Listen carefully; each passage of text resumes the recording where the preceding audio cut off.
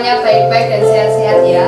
Meskipun kita di rumah saja, tapi kita percaya bahwa Tuhan tetap beserta kita sekarang sampai selama-lamanya.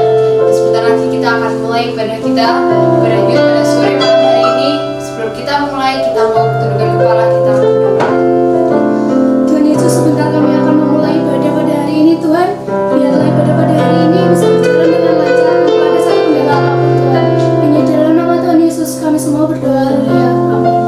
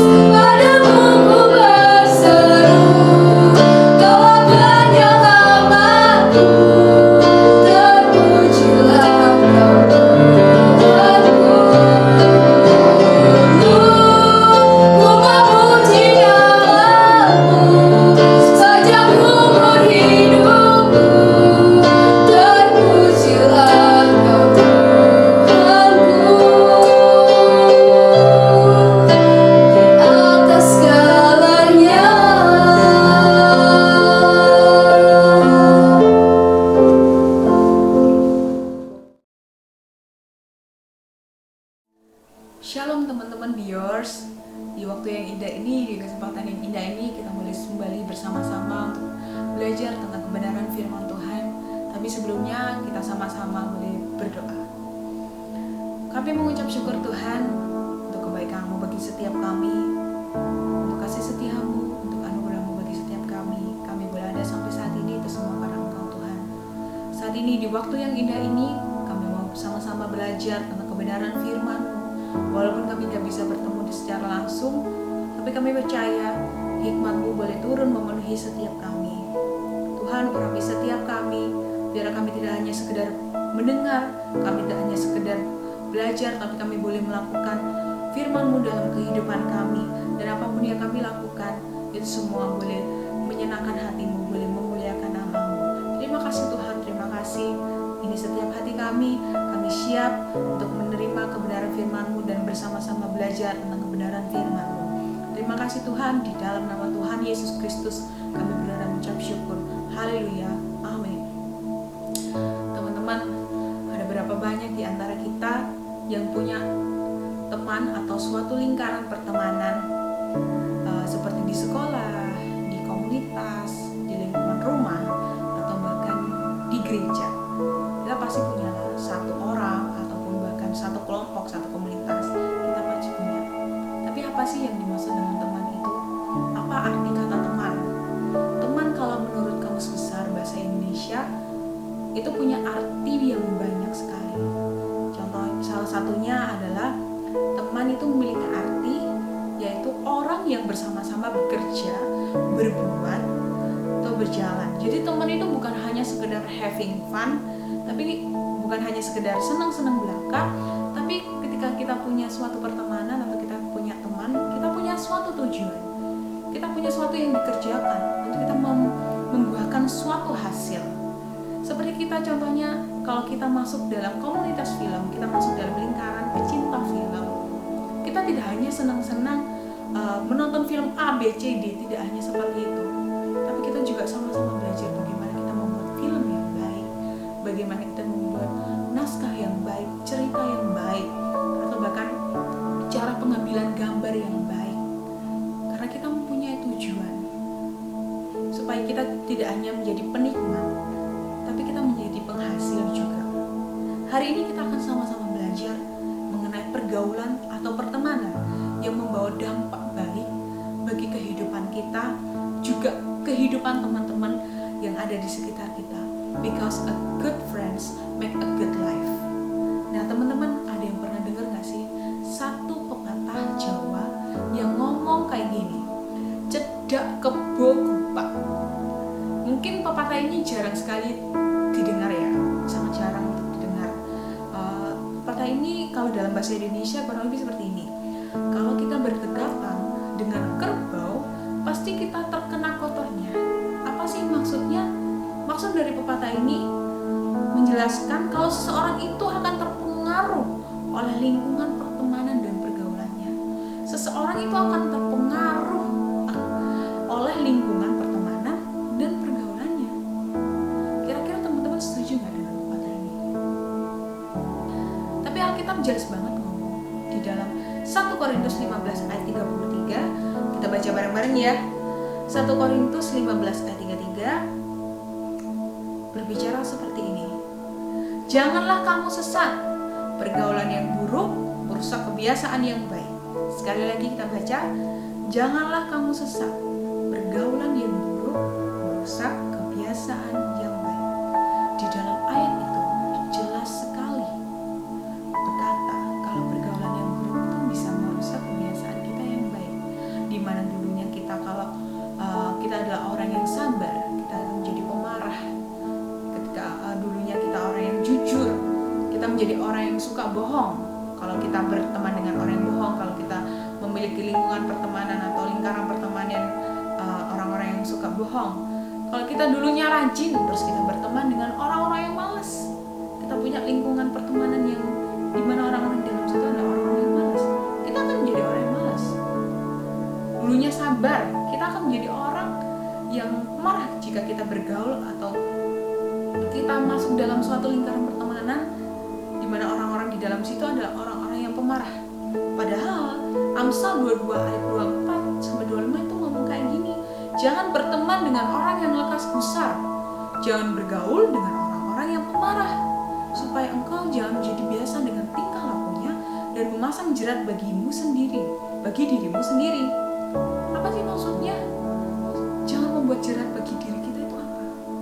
Jangan membuat jerat bagi kita itu, jangan mencobai diri kita. Jangan kita masuk ke lubang yang kita tahu itu akan membuat kita kotor. Karena pergaulan itu sangat menentukan karakter kita. Suatu pergaulan itu adalah sesuatu hal yang membentuk kebiasaan kita, karakter kita. Sadar nggak sadar, ini tuh menandakan bahwa pergaulan itu punya pengaruh yang kuat, punya pengaruh yang sangat kuat bagi kita untuk membentuk suatu kebiasaan, untuk membentuk suatu karakter dalam kehidupan kita. Dimana kalau kita berteman dengan orang-orang yang memiliki karakter yang nggak baik, memiliki karakter yang kebiasaan yang nggak baik, kita akan tertular oleh kebiasaan yang nggak baik. Kalau kita berteman dengan orang-orang yang suka pemarah, kita akan memiliki karakter pemarah itu karena kita sering bergaul dengan mereka. Kak Marsha punya cerita. Waktu kakak masih SMP, Kak Marsha masuk di 60 besar siswa berprestasi satu angkatan Kak Marsha itu sekitar 300 sampai 400 orang. Seingatnya Kak Marsha itu 300 sampai 400 orang. Kak Marsha masuk 60 besar siswa berprestasi, di mana Kak Marsha masuk ke kelas yang pertama. Berarti Kak Marsha masuk 20 besar siswa berprestasi. 60 siswa berprestasi ini mendapat beasiswa untuk diberi bimbingan belajar gratis dari suatu lembaga belajar yang menyiapkan kita untuk menghadapi ujian nasional. Kak Marsha dulu adalah orangnya rajin banget, nilai juga lumayan tinggi, orangnya yang ambis banget, pokoknya peduli banget tentang pelajaran, tentang sekolah itu sangat peduli sekali. Bolos aja Kak Marsha itu nggak berani banget dulu itu, pokoknya Kak Marsha adalah orang yang rajin. Nah, walaupun akhirnya waktu SMP itu Kak Marsha mendapatkan nilai yang nggak begitu memuaskan bagi diri Kak Marsha, tapi itu ya nggak jelek-jelek banget, tapi itu tidak membawa Kak Marsha untuk masuk ke sekolah negeri. Jadi Kak Marsha masuklah ke sekolah swasta yang nggak begitu besar, sekolah swasta yang kecil. Nah, di sekolah swasta, di SMA ini Kak Marsha mencoba, Kak Marsha merasa, oh aku sudah besar, aku udah gede, aku sudah bisa menentukan pilihanku, apa yang aku mau, aku bisa melakukan apa yang aku mau. Kak Marsha mulai ikut komunitas, Kak Marsha mulai ikut organisasi atau bahkan perkumpulan. Kak Marsha membentuk banyak sekali koneksi pertemanan, relationship pertemanan dengan siapapun orang-orang yang mungkin banyak Kak Marsha temui. Bahkan tidak hanya di dalam sekolah Kak Marsha, banyak sekali teman-teman Kak Marsha temui atau Kak Marsha kenal dari luar sekolah Kak Marsha, dari banyak beberapa komunitas. Tapi secara nggak sadar, ternyata teman-teman Kak Marsha itu membawa dampak yang buruk bagi Kak Marsha. Kak Marsha yang dulunya sangat peduli dengan pelajaran, menjadi orang yang malas dan sangat nggak peduli dengan pelajaran. Tapi ya bukan sangat nggak peduli, tapi Kak Marsha agak menjauh. Kak Marsha nggak terlalu rajin lagi seperti dulu, sehingga banyak banget tugas yang keteteran, banyak nilai yang mungkin bisa disebut sangat nggak memuaskan atau sangat di bawah yang diinginkan.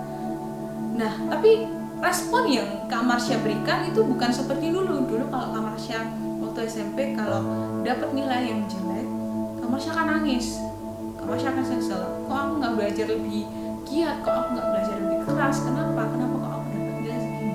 Tapi ketika Kak Marsha SMA, Kak Marsha bisa, oh ya udahlah, habis ini bisa remedi kok, oh habis ini bisa kumpul tugas tambahan kok, oh nggak apa-apa lah, aku kan deket sama guru-guru. Itu yang Kak Marsha andalkan. Kak Marsha merasa, oh Kak Marsha punya kuasa nih, nggak apa-apa lah, oh aku kenal guru-gurunya, nggak apa-apa.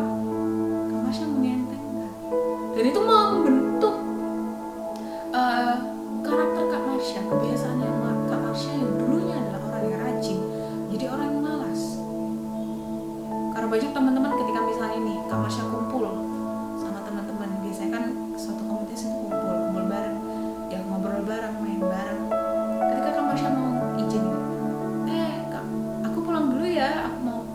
belajar besok ulangan, aku mau les gini.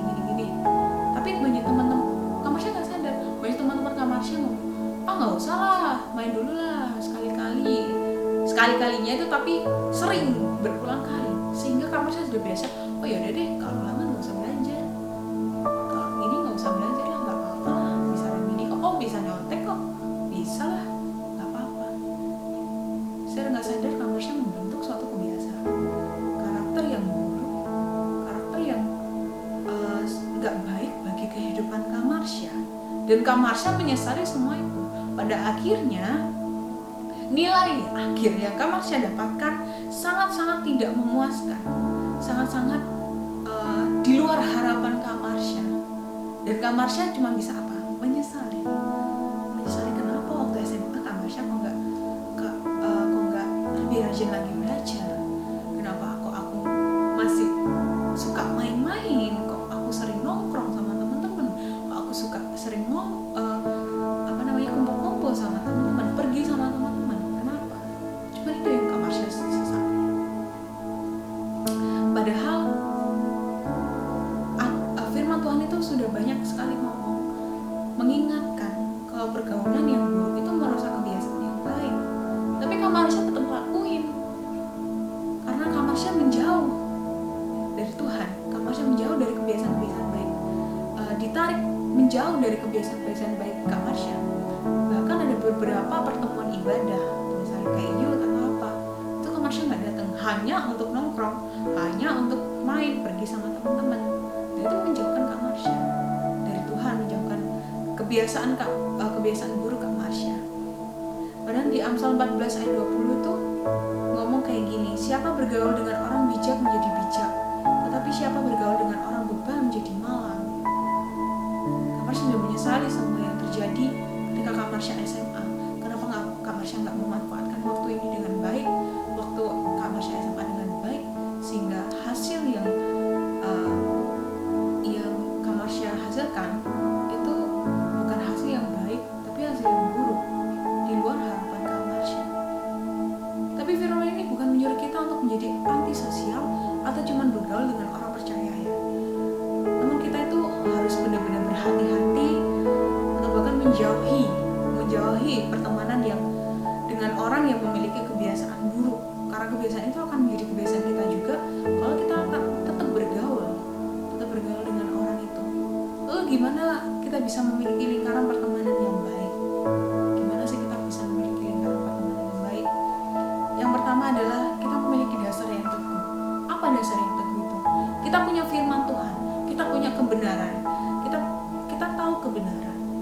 Ketika kita tahu kebenaran, kita pasti bisa menolak. Ketika kita punya Roh Kudus dalam kehidupan kita pasti bisa menolak. Ketika teman-teman kita ngajak kita melakukan hal-hal yang nggak berkenan di hadapan Tuhan, contohnya bohong sama orang tua, udahlah bilang masih ngerjain tugas kelompok misalnya kayak gitu, padahal cuma main. Itu adalah suatu suatu dorongan untuk kita melakukan hal yang tidak berkenan di hadapan Tuhan. Nah, tapi kalau kita memiliki dasar, kita memiliki memegang teguh firman Tuhan, kebenaran, ada Roh Kudus dalam kehidupan kita pasti bisa menolak. Enggak, aku harus pulang, misalnya kayak gitu. Aku harus pulang, orang tua aku nyari, aku gak mau bohong. Aku bilang, aku sudah selesai. Misalnya kalau mau main, ngomong main. Tapi kalau nggak boleh, ya sudah, nggak usah memaksakan untuk berbohong, nggak usah menuruti kata teman untuk berbohong pada orang tua kita. Kita harus punya otoritas untuk menolak itu. Yang kedua, kita harus menjadi impact yang baik. Sebelum kita melihat impact yang buruk dari teman-teman kita harus membuahkan impact yang baik untuk teman-teman sekeliling kita, memiliki tujuan. Jadi saat kita memiliki suatu pertemanan, kita harus punya tujuan, bukan hanya sekedar having fun. Jadi kita punya tujuan. Misalnya aku mau temenan nih sama kamu, aku mau teman sama si A, atau aku mau masuk dalam komunitas A. Kita harus menentukan, tujuan kita berkomunitas ini apa? Tujuan kita berteman begini apa? Kita harus belajar bareng-bareng. Kita harus misalnya kita punya suatu komunitas, misalnya tadi kayak film tadi, kita harus bisa menentukan tujuannya. Kita harus bisa mempunyai target apa yang harus kita hasilkan dalam lingkaran pertemanan itu. Jadi tidak hanya sekedar having fun atau sekedar kumpul-kumpul belaka. Jadi kita punya hasil atau tujuan yang harus kita tuju. Apa yang mau kita raih bareng-bareng sama-sama. Jadi yang ketiga, kita itu harus membentuk lingkaran pertemanan yang baik. Kalau misalnya kita tidak menemukan lingkaran pertemanan yang baik, kita harus membentuk suatu lingkaran pertemanan yang baik. Kok bisa, Kak? Karena apa bisa, Kak? Kita membentuk suatu lingkaran pertemanan yang baik bisa kalau kita punya dasar yang teguh. Kita memegang erat kebenaran firman Tuhan. Kita bakalan bisa membentuk lingkaran pertemanan yang baik. Karena kita yang akan mempengaruhi mereka, bukan kita yang terpengaruh oleh mereka. Kita akan mempengaruhi mereka tentang kebenaran yang baik. Kita akan mempengaruhi mereka dengan kebenaran firman Tuhan. Kita akan mempengaruhi kita dengan karakter kita yang baik. Karena kita punya Roh Kudus. Hidup kita bukan karena kita lagi, hidup kita karena ada Roh Kudus yang ambil alih dalam kehidupan kita. Maka apa yang kita lakukan, apa yang kita keluarkan adalah dampak-dampak yang baik. Maka dari itu kita bisa membentuk suatu lingkaran pertemanan yang baik. Bukan hanya sekedar having fun, tapi kita punya tujuan. Kita punya suatu impian, cita-cita yang akan diraih bersama. Karena siapa kita dan bagaimana karakter kita akan ditentukan oleh pergaulan teman kita. Kita harus sangat-sangat berhati-hati untuk memilih pergaulan, untuk memilih pertemanan kita. Jangan sampai kita masuk dalam jurang, jangan sampai kita masuk ke dalam lumpur yang kotor. Kalau kita tahu kebenaran, kalau itu salah, kita harus punya otoritas untuk menolak. Kita harus punya kekuatan untuk menolak. Jangan sampai hanya sekedar dikelabui dengan kesenangan belaka, having fun. Oh nggak apa-apa kok, nggak apa-apa. Kita jatuh, kita jauh dari Tuhan.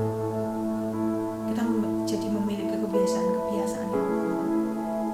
Maka dari itu pergaulan ini punya dampak yang sangat luar biasa bagi kehidupan kita. Kita harus punya dasar yang kuat supaya dalam pergaulan kita bisa memberi dampak yang kuat juga, dampak yang baik bagi teman-teman kita. Oke teman-teman, kita sudah selesai belajar tentang kebenaran firman Tuhan. Kita sama-sama berdoa. Tuhan, terima kasih untuk kesempatan yang indah ini Tuhan. Kami boleh sama-sama belajar tentang kebenaran firman Tuhan. Kita boleh sama-sama belajar tentang firman Tuhan, apa yang Tuhan mau dalam hidup kami. Kau tolong kami Tuhan, supaya kami boleh memiliki lingkaran pertemanan yang baik. Kita boleh memilih lingkaran pertemanan yang baik. Kita boleh memiliki otoritas yang besar untuk mempengaruhi teman-teman kami tentang kebenaran, mempengaruhi teman-teman kami tentang hal-hal yang baik, hal-hal yang menyenangkan-Mu, hal-hal yang berkenan di hadapan-Mu Tuhan. Terima kasih Tuhan, terima kasih. Engkau tetap urapi setiap kami, Engkau tetap tuntun setiap langkah hidup kami Tuhan. Apapun yang menjadi masalah kami, pergumulan kami percaya Engkau Tuhan yang selalu menolong setiap kami. Engkau Tuhan yang selalu menyertai setiap kami. Kami menyerahkan segala masalah kami, pergumulan kami di dalam tangan-Mu Tuhan. Karena kami percaya